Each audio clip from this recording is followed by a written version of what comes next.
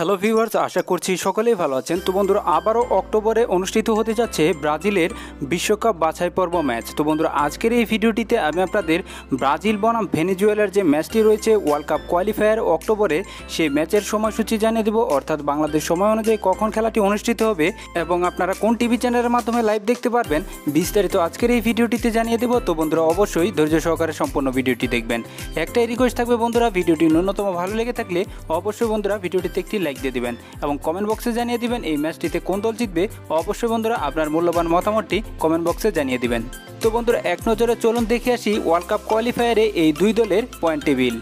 তো বন্ধুরা, দুই দলের পয়েন্ট টেবিলের দিকে তাকালে আমরা দেখতে পাচ্ছি প্রথমে রয়েছে ব্রাজিল, যেখানে তারা 8টি ম্যাচ খেলেছে, 8টিতেই জিতেছে, তাদের পয়েন্ট হচ্ছে 24। এবং পয়েন্ট টেবিলের সবার শেষে অবস্থান করছে ভেনেজুয়েলা, যেখানে তারা 9টি ম্যাচ খেলেছে, 1টিতে জিতেছে, 1টিতে ড্র করেছে এবং 7টিতে হেরেছে, তাদের পয়েন্ট হচ্ছে 4।